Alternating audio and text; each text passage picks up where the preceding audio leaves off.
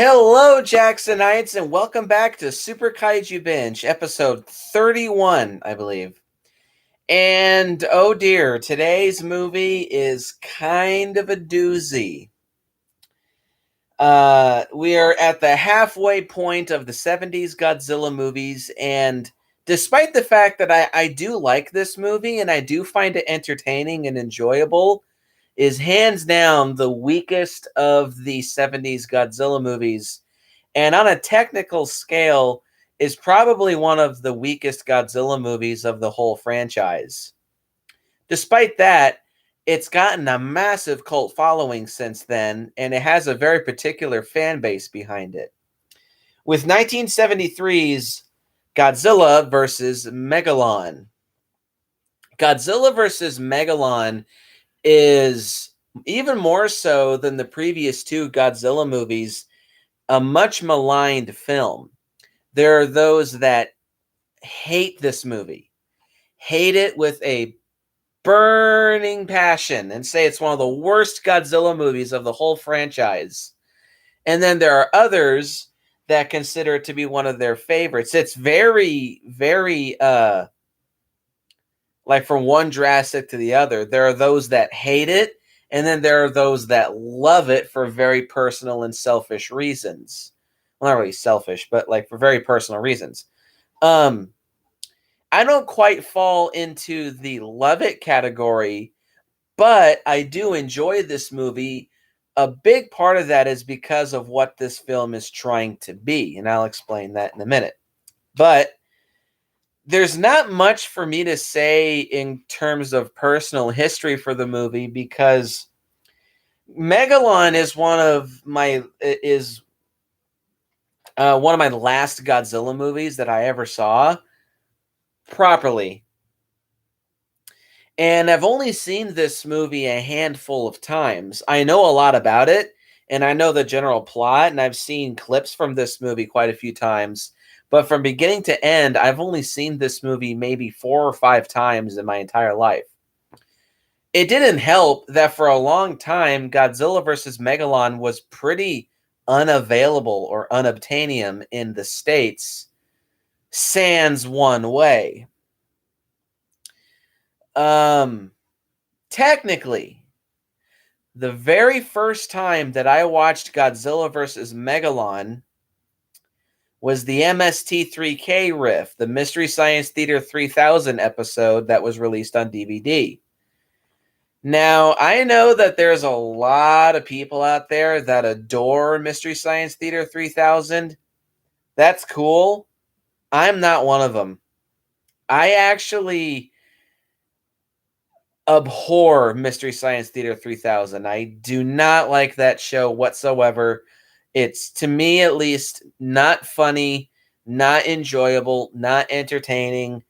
I just really don't dig it. Mystery Science Theater is just not my jam. But I really wanted to see Godzilla vs. Megalon, so I said fuck it, and I just dealt with I tried my best to ignore Joel and the bots and actually watch the movie. Didn't really work half the time because they never shut the fuck up. But I did manage in some way or form watch Godzilla vs. Megalon, so I was okay with that. And despite Joel and the bots being there, I do remember enjoying the movie. I just could have done without the Mystery Science Theater shit. But I just left it at that. The fact that it was only a Mystery Science Theater riff left a bad taste in my mouth, and I just didn't really have any desire to go back to this film until years later. And I rented the MST3K dub off of Netflix, and I just left it at that for years. And it wasn't until, I believe,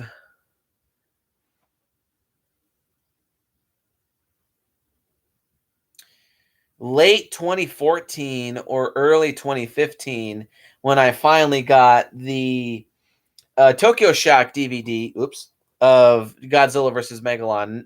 Actually, no, I think I got it when it was announced that it was being released, because Also, not only is this a movie I haven't seen very much, as I've stated, this is one of the last Godzilla movies that I ever saw because it was so unavailable in the States for so long.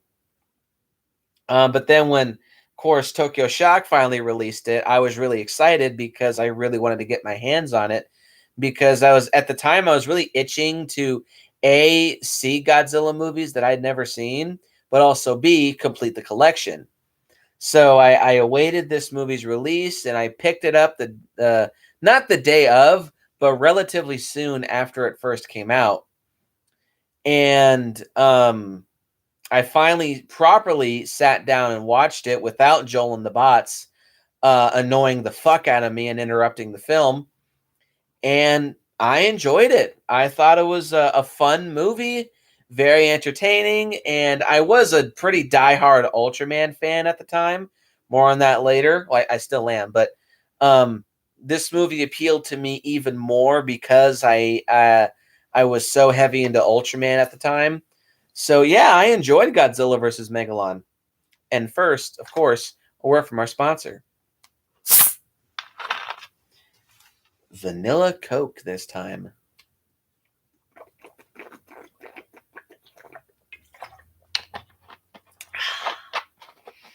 All right, and then I just left it at that. I watched it a couple more times in late 2014. No, it was mid 2015 because it was my senior year. I was going through another really big Godzilla phase at that point, and I rewatched this movie a few times during my my movie making class when I was at school. They had Mac computers, and those are some of the nicest fucking computers around. But you could do a whole bunch of shit on those. One of them being you could work on schoolwork, but they also play movies. So I like to have the movie player minimized in the corner, and then I would just be working on other schoolwork just while listening to a movie. And my teacher didn't mind, and I actually got quite a bit more work done doing that. Future parenting lessons unknowingly being ingrained into me, and I still dug Godzilla versus Megalon.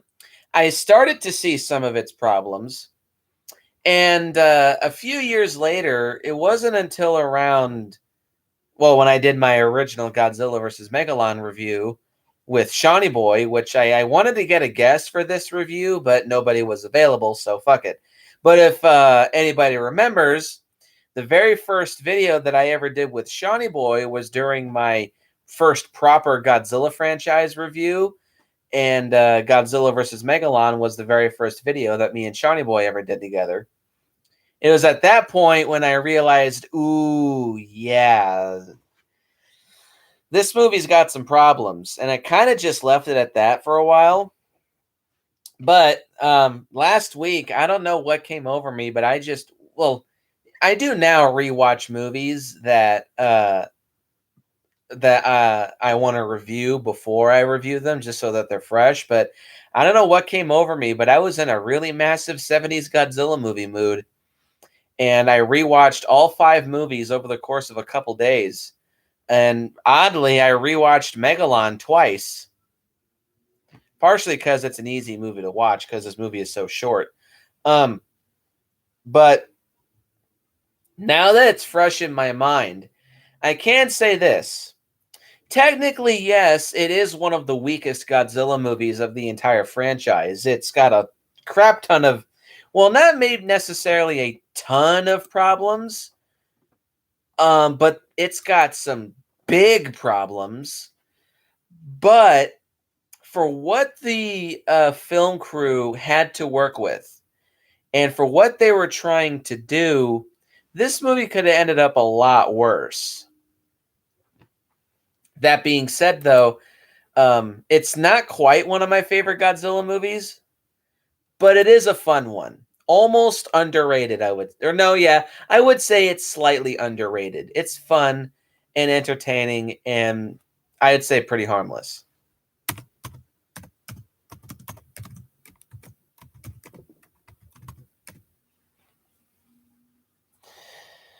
So with all that being said, I want to talk about the production of this movie. So after the apparent success of Godzilla versus Megalon, this kind of simple four monster in one movie, two versus two formula seemed to be pretty firmly cemented at this point.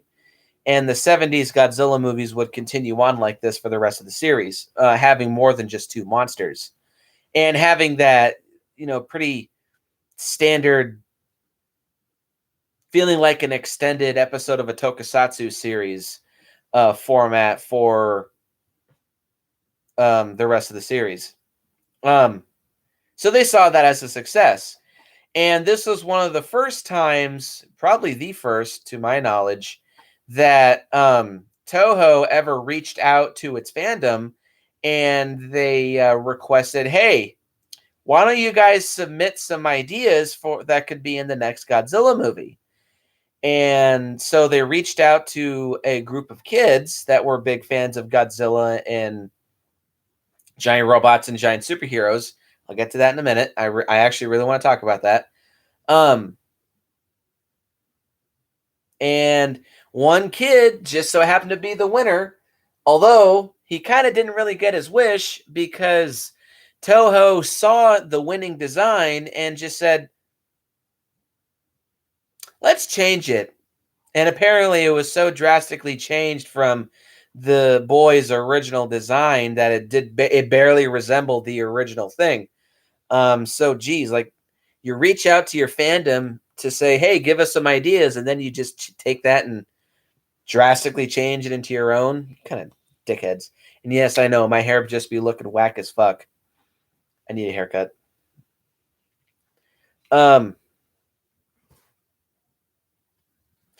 So why this movie was made to be the way it is? Well, the year was 1973, and the Japanese tokusatsu superhero show subgenre and giant subgenre in and of itself was fucking exploding at the time. Starting, well, technically this type of stuff more so started in the 1960s with the original Ultra Q, but specifically Ultraman and Ultra 7 in 1966 and 7 respectively. The tokusatsu genre really didn't get its start until 1971, where in 1971 we had P Productions' Spectre Man, Subaru Productions' The Return of Ultraman or Ultraman Jack, and specifically, this was the biggest hit. The original Kamen Rider in 1971 was just a gigantic success on TV, and this caused a whole explosion of ripoffs and imitators, and it opened the door and opened the floodgates for a crap ton of tokusatsu superheroes to flood the market throughout the 1970s, reaching its peak around 1975 and 6. To list off a few, we had Himitsu Sentai Go Ranger, the first installment of the Super Sentai franchise in 1975. We had, and this was a Toei production, we had Toei's Inazman from 1973, Akumizer 3 in 1975. This is in the 80s. We had Kamen Rider Black. We had Android Kikaider in 1972. That's a pretty famous one, especially in Hawaii. We had Robot Detective in 1973. We had Kaiketsu Zubat in 1977. Kikaider 01 in 1973. Battle Fever J, the third installment of the Super Sentai franchise. Toho's own Zone Fighter in 1973 and Kamen Rider Stronger in 1975. So we had this, and to talk about the Ultraman franchise, and from 71 to 75, we had the Return of Ultraman, Ultraman Ace in 72, Ultraman Taro in 74. No, 73. No, yeah, 73. Ultraman Leo in 74, and the Ultraman anime in 1979. So we just, and Subai Productions also, their Dinosaur War Eisenborg in 1977. So we had this gargantuan explosion of tokusatsu shows and movies that were being released, more so shows that were just taking off like crazy, and then throughout the 1970s. And Toho wanted a piece of that, and that's a big reason why Godzilla. I was talking about Godzilla movie. Godzilla versus Megalon was created. It was originally just going to be a Jet Jaguar film, and it was going to be their attempt to either start a film series or a TV series around Jet Jaguar. However, despite that, they had already funneled a whole bunch of money into this, but they then got cold feet, or they just thought this isn't going to make a whole lot of money, especially with all these superhero shows going around. Because Kamen Rider V3 had just started, Ultraman Taro had just started, and Kikaider 01 had just started. And it just seemed like Jet Jaguar would have just been lost in the crowd. So at the last minute, they decided to just throw in Godzilla to add some more marquee value. And this is definitely the most rushed Godzilla movie ever made, because Godzilla vs. Megalon was made in just a measly 21 days, 3 weeks. And in the final product, it does show. And for some reason, I do know that this was apparently one of the lowest rating Godzilla movies of the entire franchise. I think it's number 4 or 5 lowest grossing Godzilla movie. But for some reason, it got a heavy, heavy release in the late 1970s in America. And it's because of that this movie does have a cult following, both in tokusatsu fan groups, but also just in general. This was the movie that cemented the negative connotation that Godzilla has in America for a long, long time. Big monster in rubber suits fighting another big monster in a rubber suit in miniature sets that's super, super goofy. It was that attitude for Godzilla movies that was the American mindset for a long time. 1998's movie tried to break that. It kind of did, but it also failed for different reasons, which we'll get to later in the franchise. It really wasn't, honestly, until 2014 when people started to realize that, oh, so the Godzilla franchise, at least mainstream-wise, the Godzilla franchise isn't just about guys in rubber suits beating the hell out of each other, and it's not super goofy all the time. So it's for those reasons that Megalon is very, very, very much maligned. There are those that hate the fact that it's so rushed. They hate the fact that it cemented such a negative mindset toward the franchise in America for so long. I can certainly see why. And they also hate just kind of how sloppily made this movie is. And I can understand all those reasons. But still, I do enjoy the movie, and I do think it is an entertaining romp. So,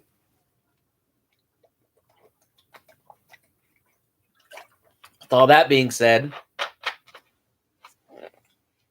let us delve into the plot. Oh, I just realized I don't even have the page pulled up.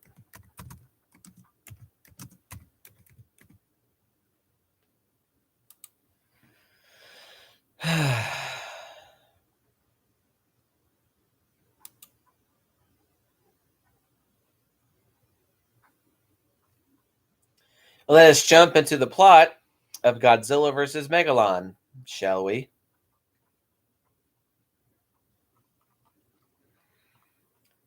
In the first part of 1971, or 1970X in the Japanese version, the most recent underground nuclear test set off near the Aleutian Islands send shock waves as far across the globe as Monster Island in the South Pacific, severely damaging the island paradise and sending Rodan and Anguirus plummeting into the depths of the earth, with Godzilla narrowly escaping the fissure which his friends tumbled into. For years, Cetopia, an opulent undersea civilization that resides in vast cities reminiscent of those of ancient Greece and Rome, has existed in relative peace, ruled by Emperor Antonio, played by Robert Dunham. But nuclear tests in recent years have severely affected the cities via the earthquakes the tests produced. With the Cetopian capital badly damaged by the most recent test, the Cetopians plan to unleash their civilization's beetle-style god, Megalon, to destroy the surface world out of vengeance. On the surface, an inventor named Goro Ibuki, his little brother Rokuro, and Goro's friend Hiroshi Jinkawa are off on an outing near a lake when Cetopia makes itself known to the Earth by drying up the lake the trio was relaxing nearby and using it as a base of operation. As they return home, they are ambushed by agents of Cetopia who are trying to steal Jet Jaguar, a humanoid robot under construction by the trio of inventors. However, the agents' first attempt is botched, and they are forced to flee to safety. Some time later, Jet Jaguar is completed, but the trio of inventors are knocked unconscious by the returning Cetopian agents. The agents' plan is to use Jet Jaguar to guide and direct Megalon to destroy whatever city Cetopia commands him to do. Goro and Rokuro are sent to be killed while Hiroshi is taken hostage. Megalon is finally released to the surface while Jet Jaguar is put under the control of the Cetopians and is used to guide Megalon to attack Tokyo with the Japan Self-Defense Forces, failing to defeat the monster via a lot of stock footage. Holy shit. Eventually, the trio of heroes manage to escape their situation with the Cetopians and reunite to devise a plan to send Jet Jaguar to get Godzilla's help using Jet Jaguar's secondary control system. After uniting with Japan's defense force, Goro manages to regain control of Jet Jaguar and sends the robot to Monster Island to bring Godzilla to fight Megalon. Without a guide to control its actions, like a complete dumbass, Megalon flails around relentlessly and aimlessly, fighting with the defense force and destroying the outskirts of Tokyo. The Cetopians learn of Jet Jaguar's turn and thus send out a distress call like a bunch of pussies to their allies, the Space Hunter Nebula M aliens from the previous film, to send the alien monster Gigan to assist their allies, like a pussy.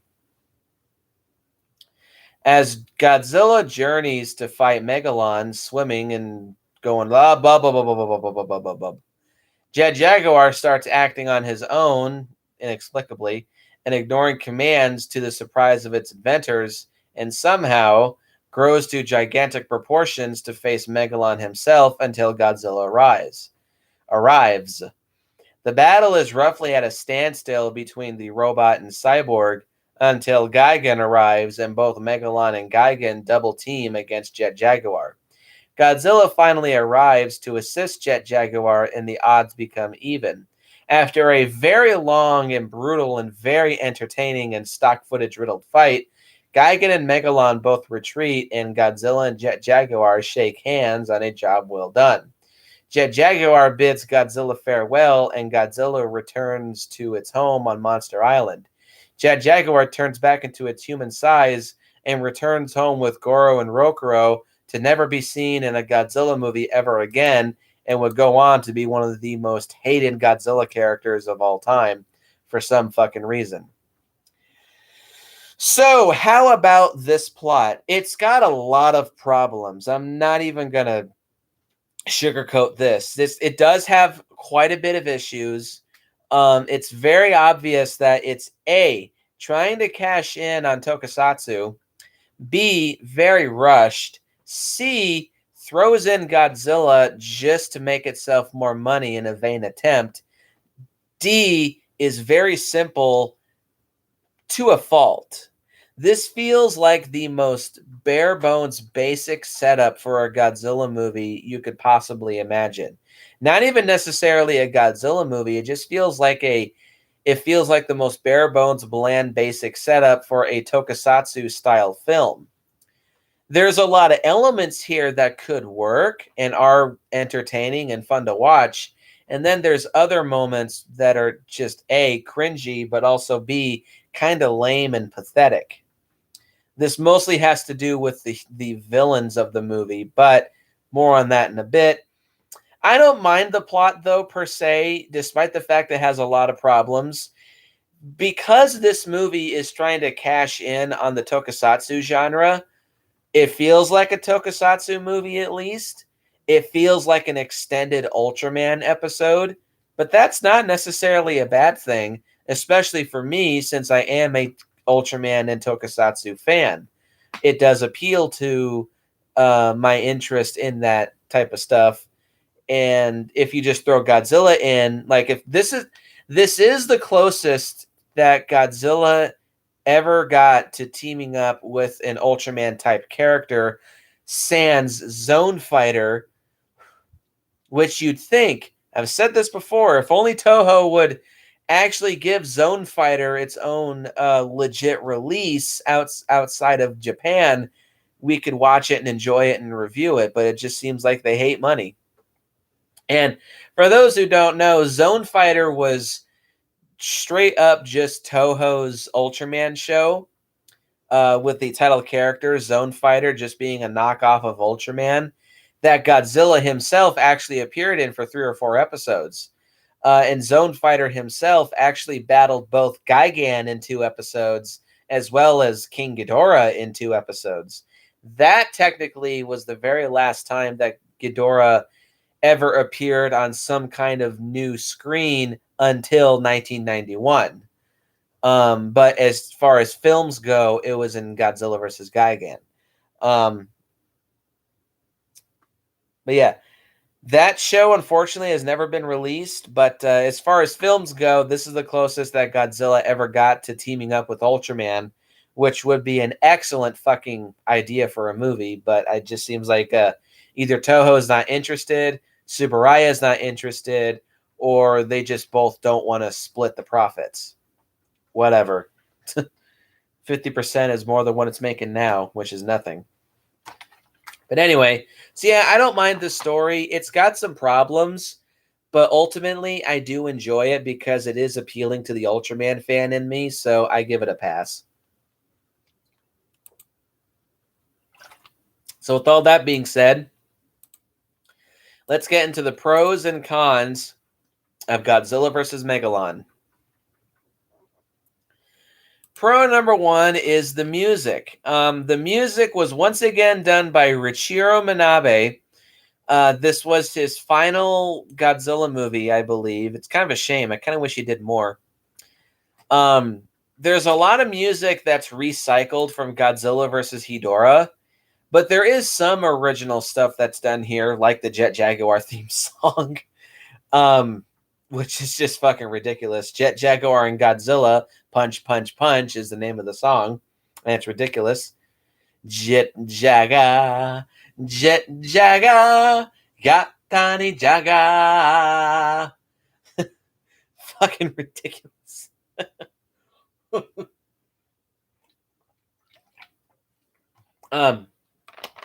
No, the music's fine.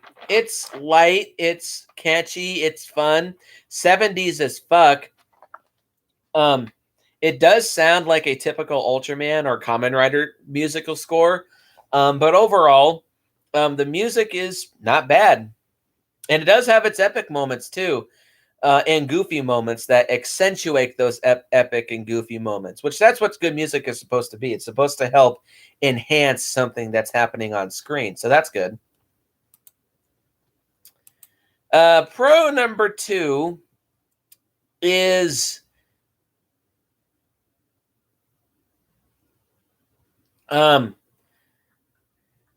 see, I'm trying to start here because a lot of these kind of have to do with each other, but I'm just trying to And I have 1, 2, 3, 4, 5, 6. I have 7 pros. Okay. Pro number 2 is the special effects are decent when they're not stock footage. I'll talk about this later. It's really hard to talk about this movie without that problem getting in the way, but just bear with me. But when the effects are good, they're pretty decent. A bit cheap. No, not a bit cheap. Well, see, even then, it's kind of inconsistent because Jet Jaguar looks good. Megalon looks good. Gigan looks okay. Then the Godzilla suit. Oof. But the effects overall, I would say they're just decent. There's some decent wire work. There's some great explosions. Teryoshi Nakano, once again, he's just firing on all cylinders when it comes to the pyrotechnics. The suitimation looks good. The mountainous terrain and landscapes all look really good. The miniature dam that they constructed for this movie looks great. And when Megalon destroys this dam, there's like seemingly like a couple 100 gallons of water just spewing all over the place.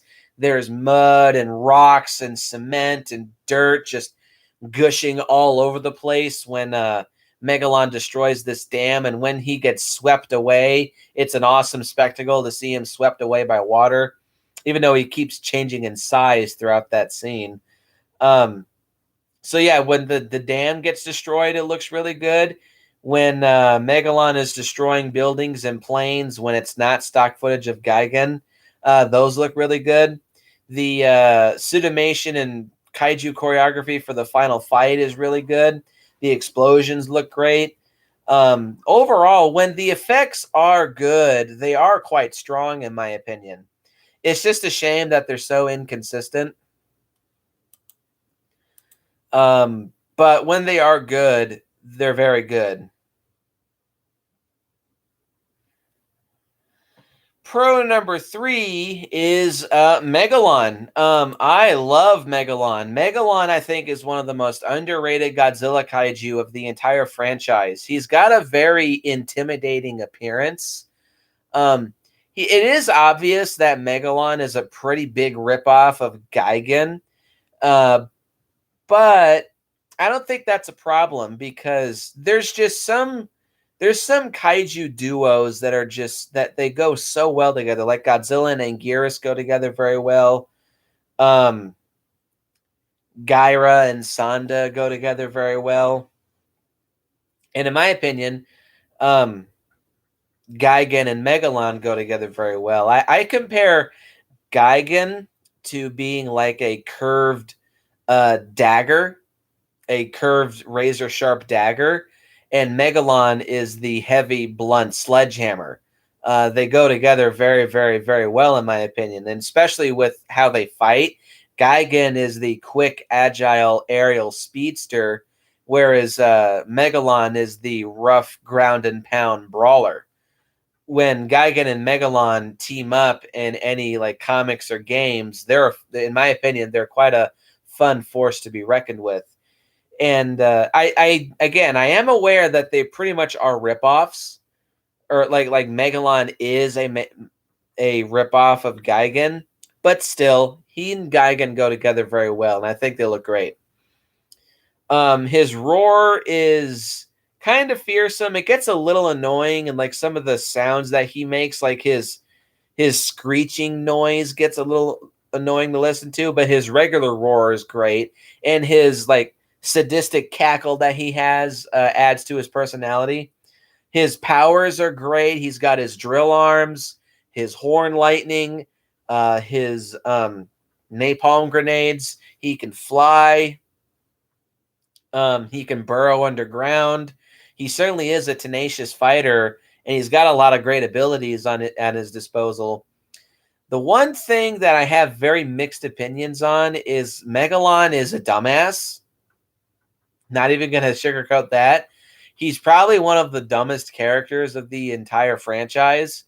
But that's kind of inconsistent because there's moments where it does seem like he's not really stupid, but then there's others where he comes off like he's the dumbest monster of all. Um, Also, watching the movie, just to talk about the fights real quick, it's very obvious that despite Megalon being a pretty powerful monster, um, it's pretty obvious that Godzilla himself could very easily take him down on his own because he does. Hey, it's Horror and Metal. What's up? Um, because if you watch the fight in this movie, Godzilla just almost single-handedly takes on Megalon and just kind of almost wipes the floor with him. Um, which will lead me into a big problem that I have with this movie's villains, but still, Megalon himself is an awesome, awesome kaiju. He's got a great design, he's got great powers. His partnership with Gigan is very strong, and the camaraderie that he and Gigan share in this movie is quite strong. Um, and his fights and action scenes in this movie are fun to watch, and he is a fun monster. And I still say he's one of the most underrated Godzilla kaiju of all time. Not quite sure if I would rank him as one of my favorites, but I do like Megalon quite a lot. I wish he got more movie appearances.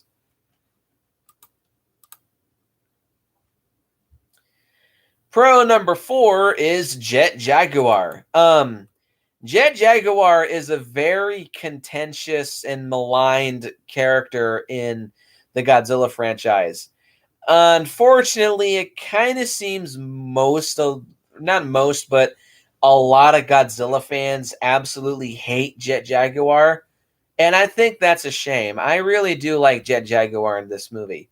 Yes, we know he's an obvious ripoff of Ultraman. And he's also kind of a ripoff of Mazinger Z, both in his facial design, because Jet Jaguar's face, like his eyes and his mouth, look like Mazinger Z's face straight up. And he is very much a ripoff of Ultraman. He can fly. He fights monsters with karate. He doesn't have any beam attacks, which is a problem that I have. But yes, we know it's very obvious that Jet Jaguar is an Ultraman ripoff. But I still think he's a fun character. His fight with Megalon is very, very entertaining.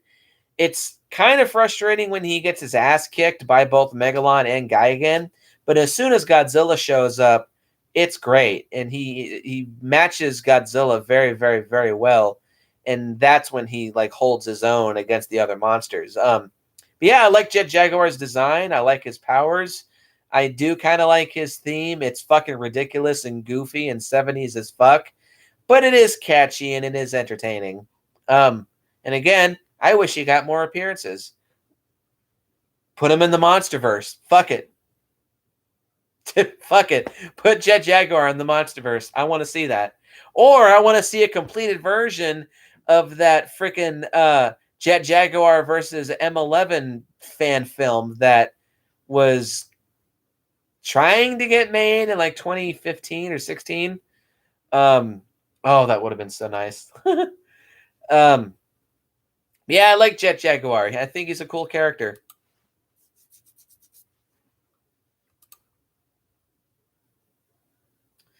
Pro number 5 is Godzilla. I like Godzilla's character in this movie. Well, there's not much to say about his character. This is the epitome of goofy superhero Godzilla.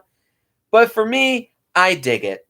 There is a couple problems with Godzilla in this film, but when Godzilla is on screen as a badass superhero, he definitely fills that role very, very, very well. Um, and I may as well talk about this too. Well, actually, no. Before I talk about Godzilla more, I will say also the monster action overall, like Megalon's rampage throughout the landscape and destroying Tokyo being stock footage, is still entertaining. Megalon certainly wrecks the JSDF shit, and he does have a lot of powerful abilities in his disposal, and he certainly uses those drill arms. That's for damn sure. Um, That not much to say because Megalon really has only one or maybe two rampages throughout this movie before he fights Jet Jaguar and Godzilla, which really, once again, like with Megalon, there's not quite, or not Megalon, with Gigan, there's technically one monster fight in this movie. It is kind of broken up into two segments. It starts with Jet Jaguar versus Megalon and then Gigan. And then it's Jet Jaguar and Godzilla versus Megalon and Gigan. I still count it as one long monster battle because as soon as Jet Jaguar grows and starts fighting Megalon, it's a pretty lengthy fight, and there's really only one break, and that's when Godzilla shows up until the end of the movie. So I just count it as one big long fight. But I'll get to that in a minute. But back to Godzilla. Godzilla is one badass fighter in this movie. I was watching Godzilla fight in this movie, and it's a lot of fun. So Godzilla was played by Shinji Takagi. I believe he was a suit actor for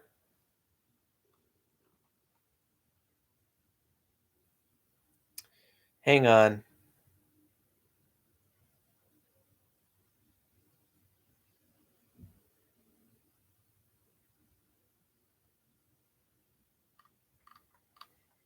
Trying to find it.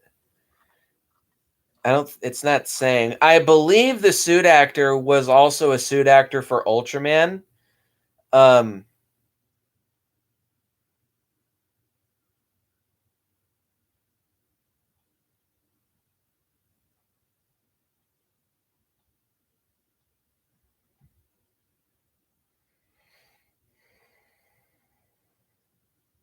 Okay, yeah, it's not saying. I do believe though that the suit actor for Godzilla was an Ultraman suit actor, and I definitely think it shows because Godzilla, he straight up is a kickboxer in this movie. He full on like punches both Megalon and Gigan when he shows up, and uh he's definitely a very brute force hand-to-hand combatant in this movie, and it's awesome. So Godzilla certainly is a badass superhero in this movie. He's a goofy superhero, but at that same time, he is still badass and very fun to watch. So that's all well and good. Um, so despite the fact that Godzilla does not have a whole lot of screen time, when he is on screen, he almost makes up for the lack of that because of how badass he is in this movie and because of how fun and goofy and kick ass he is in this film as well. Um, and the final pro that I'll say about this movie is the final monster fight. It's a lot of fun. The final monster fight between it starts out Jet Jaguar versus Megalon, and then Gigan shows up, and then it's Gigan and Megalon versus Jet Jaguar. And then finally Godzilla shows up, and it's Jet Jaguar and Godzilla versus Megalon and Gigan. It's a lot of fucking fun. It's the last 25 minutes, again, kind of like with Godzilla versus Hedorah, is just one big long action scene, and it's a crap ton of fun. There's lots of explosions. There's lots of dust flying everywhere. There's lots of fire and lots of punching and kicking and throwing. And in the middle of all of this fight becomes another one of the most infamous Godzilla moments of the whole franchise.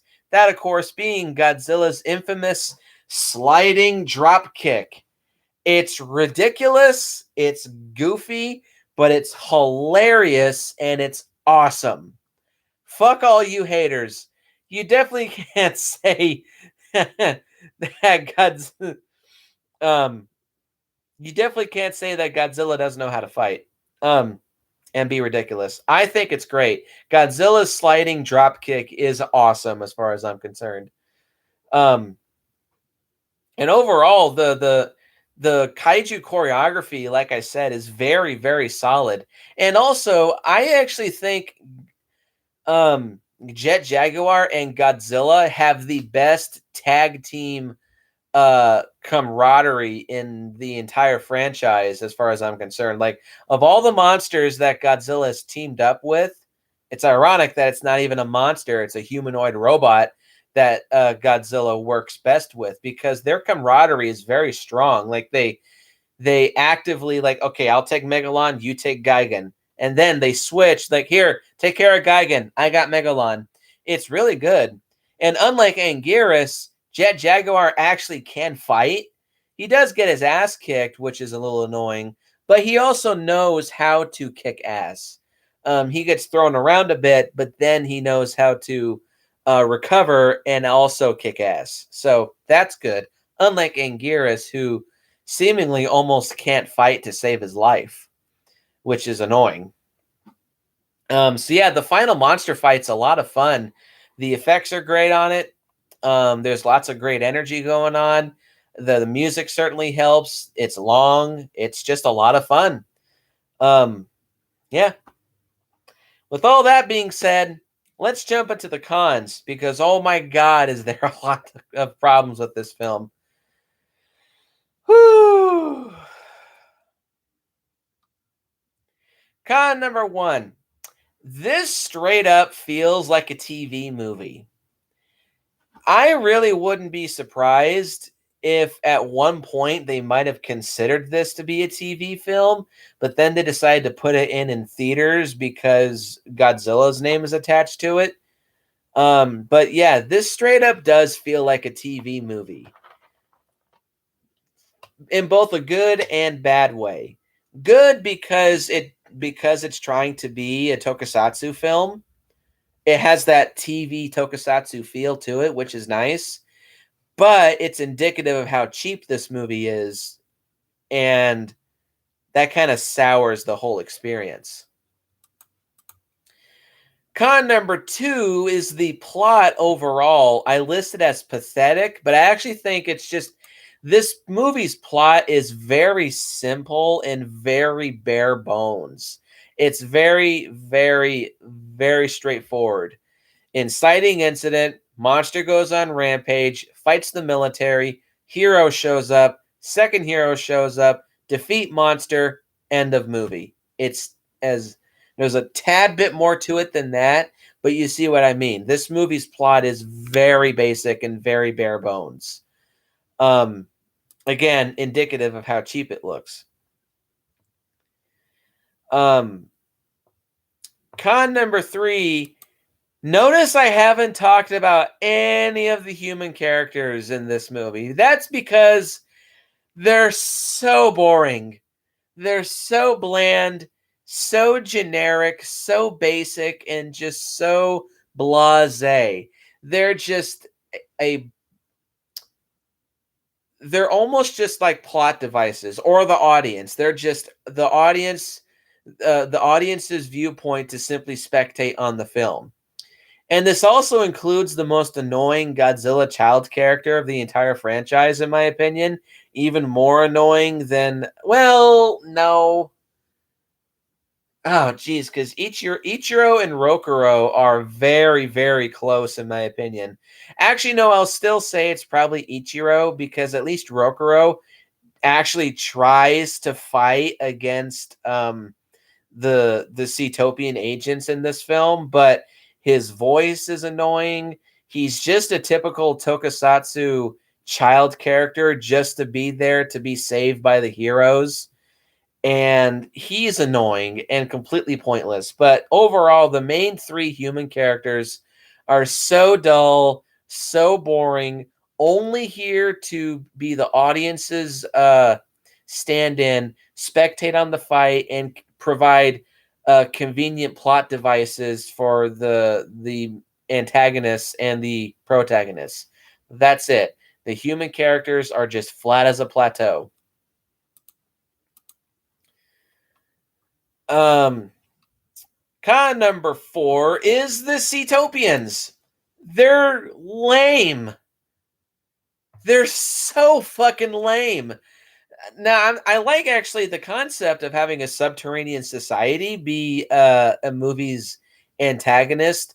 This isn't new, and it's been done before, especially in the the Telesdonians in the original Ultraman. I think it was episode 18 where oh yeah, no, there isn't. I think it's one of few Godzilla movies where there's no lead female actress. Hmm. Um, I like the concept of the Cetopians. The problem is that A, their plan kind of doesn't make sense. This was kind of poked fun at by James Rolfe and his Godzilla-thon, but he kind of has a point. So it's almost like the Mysterians. So humanity is setting off all these nuclear tests, and one of them damages Cetopia. So instead of going up to the surface and say, "Hey guys, we live down here. Can you like test your nuclear weapons elsewhere? Because you're destroying our cities and killing our people." Instead of doing that, your first reaction is just to send your god monster up to the surface and destroy them all. Really?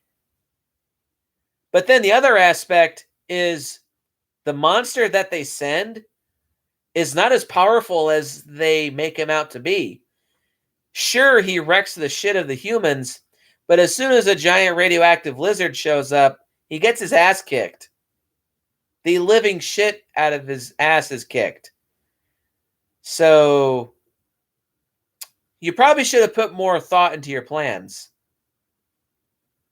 Yeah, the Cetopians suck. They're easily, I know they're not aliens, but I'll just call them that for lack of a better term because this is the 70s. They're easily the weakest alien race or non-human race in the entire Godzilla franchise. Their plan sucks. They're stupid. Their agents are worthless, and they're giant pussies. As soon as they see that Megalon is getting his ass kicked, they just like flail out to their allies. Which how the fuck are they allies? Do the Nebula M Space Hunter aliens and just say, "Hey, can we borrow your monster?" Cool, thank you. And then they still get their asses kicked. The Cetopians suck. They're easily the worst non-human race in any kaiju movie that I've ever seen. Like, goddamn, these guys suck. Con number 5 is, wow, does this movie force Godzilla? This movie is just under an hour and 22 minutes long. And I'd be willing to bet Godzilla has maybe 18 minutes of screen time in this entire. Well, probably no. He has probably not even that. He shows up in the last 18 minutes of the film. He has one brief appearance, half of it stock footage at the beginning of the movie. And then when Jet Jaguar comes and retrieves him, he's on screen for maybe 2 minutes. And then when he shows up to fight Megalon and Gigan, he is on screen. He is badass and fun to watch. But goddamn, is Godzilla so shoehorned in this film. And I will agree with something Zazubar stated in his review of this film. This is the worst case of big gun syndrome for Godzilla. He's literally just here to be like, "Here I am to save the day," and then leave when the monster is defeated. Damn, Godzilla is so it's. See, I don't know. Like, there's a part of me that says that yes, this is a big problem because it's called Godzilla versus Megalon. He's the top billed kaiju, and he's prominently displayed on all the posters. But he's barely in this movie. But on the other hand, like there's the part of me that says he's badass when he's on screen, and then there's also a part of me that says, well, this is a Jet Jaguar movie as well. But still, yeah, it is sad that if you're coming here as a Godzilla fan and you watch this movie and Godzilla is barely in this movie for not even 20 minutes, it is frustrating. Con number 6 is Well, the effects are decent. There's a lot of problems. There's a lot of cheap props.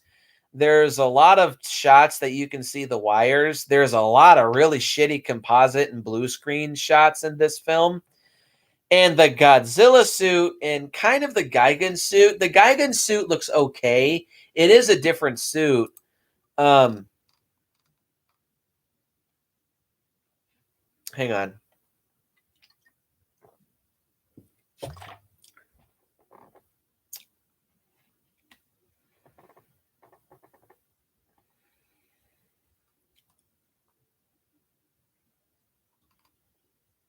Let's see, where is it? Oh, here it is.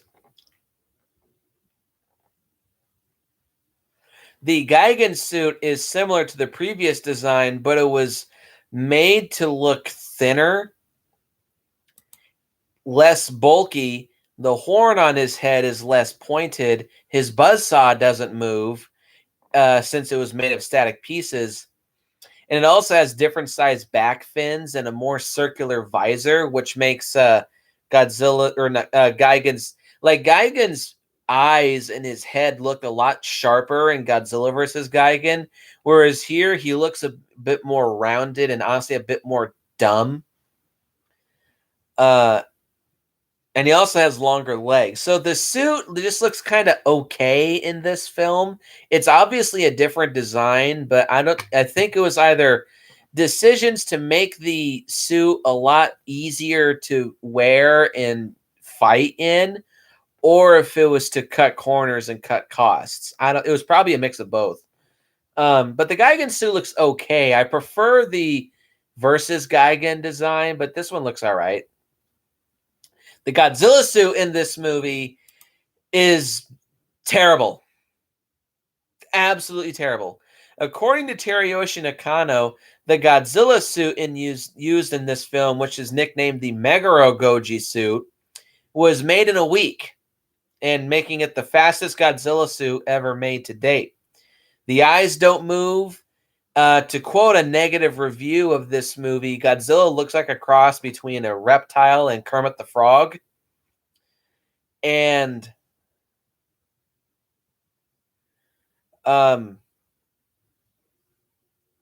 apparently this suit weighed a measly 88 pounds, and it shows because, well,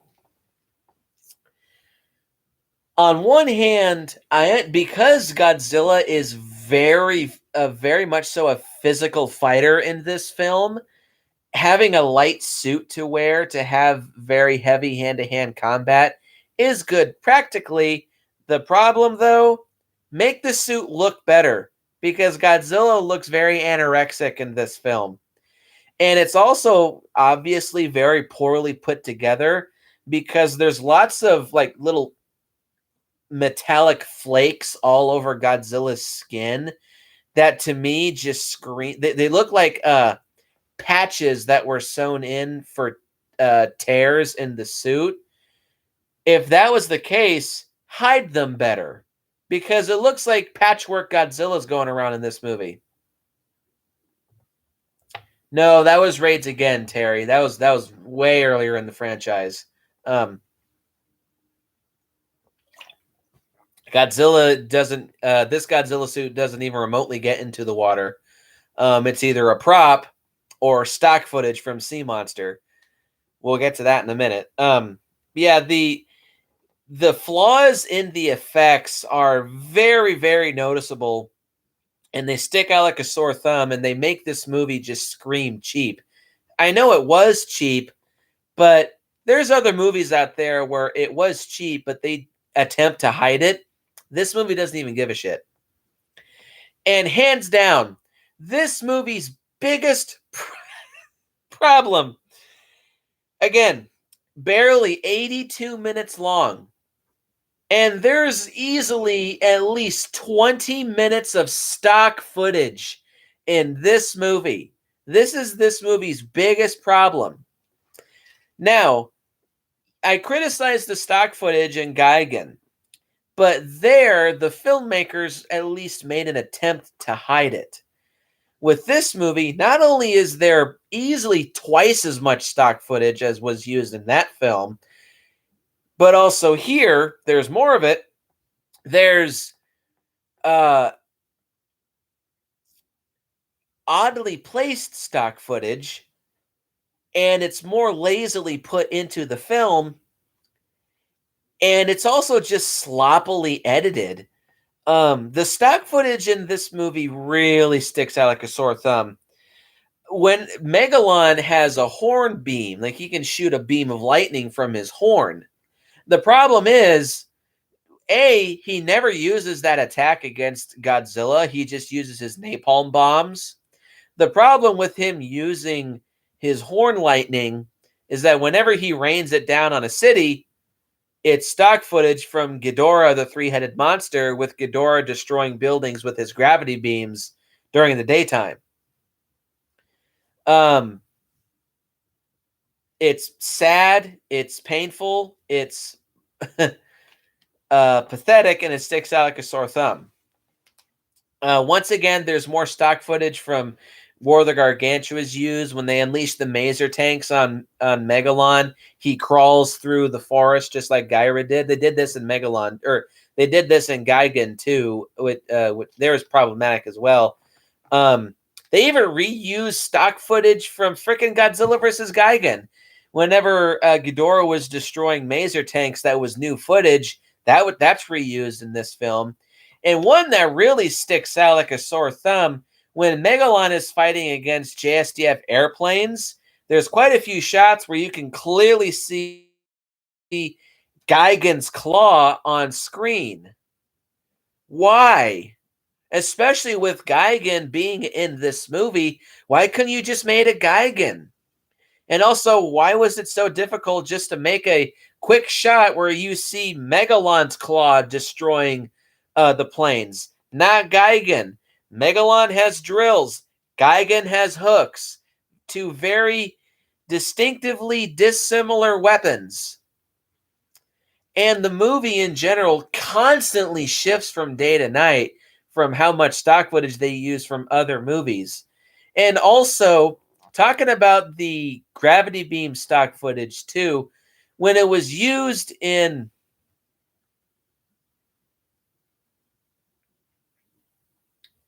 like Game of Death and Game of Death 2. Well, at least like Robert Klaus was trying to be honest about using old Bruce Lee footage for this 1978 Game of Death, and he was trying to respect Bruce's wishes. But there's other Game of Death movies that were made by other directors where they just blatantly use previous Bruce Lee footage just to make it appear Bruce Lee is not dead.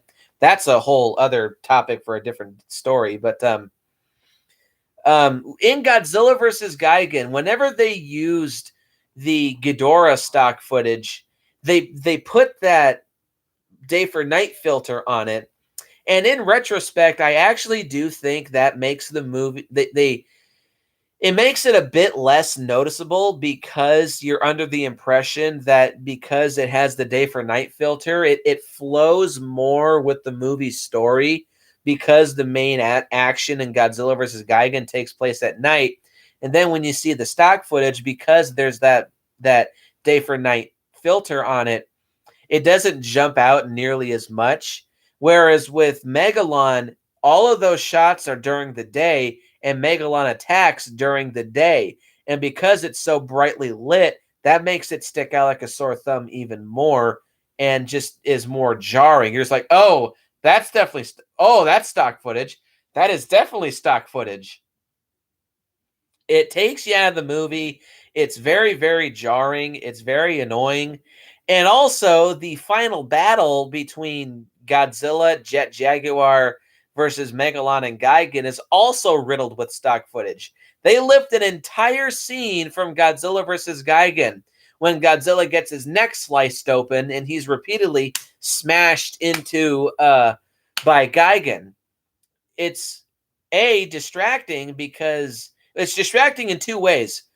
One, because the Shoshin Geki Goji suit is so different from the Meguro Goji suit, it's jarring going from that design to this design, but also they still retained the fact that Ghidorah was flapping his wings to try to blow Godzilla off his feet. So then when you see that scene, you're wondering, where's all this wind coming from? Yeah, the stock footage is easily this movie's biggest problem. It's the biggest contributing factor as to how this movie just screams cheap. Um, it takes you out of the movie and is just easily like worse than Godzilla's Revenge. This movie has the worst use of stock footage in a Godzilla movie of the entire franchise. It's jarring, it's annoying, it's lazy, it's sloppy, and there's probably more of it. Because at least with Revenge, there's barely 10 minutes. Here, I'd say, being generous, there's at least 15 minutes of stock footage in this film. It's so jarring and so annoying. Um, that's all I have to say. Overall, Godzilla vs. Megalon has a lot of problems. It is easily the weakest of the 70s Godzilla movies, and I can understand why some people consider this to be one of their least favorite Godzilla movies, especially if you come here as a Godzilla fan, not as a Tokusatsu fan. You will be disappointed because of how little Godzilla is in this movie. But if you're one of the lucky ones that likes both Godzilla and Tokusatsu stuff, you can get a kick out of this movie. It has a lot of problems, but I still think it's a fun flick. And it is certainly easy to watch. I still say this movie is too short, but at that same time, because it is barely 82 minutes, it is an easy watch. And it definitely would be a good film for your kids to watch. There's lots of bright colors and explosions and fire, so there's a lot of shit for kids to watch in this movie. So, final rating, I kind of struggled with this one, but I'm going to give it a 7 out of 10. That might be a bit generous, but it does appeal to the Ultraman fan in me, so I'm going to give it a 7 out of 10. But it is easily the weakest of the 5 70s Godzilla movies and is a bit of an acquired taste. So with all that being said, post your comments down below. Let me know what you think.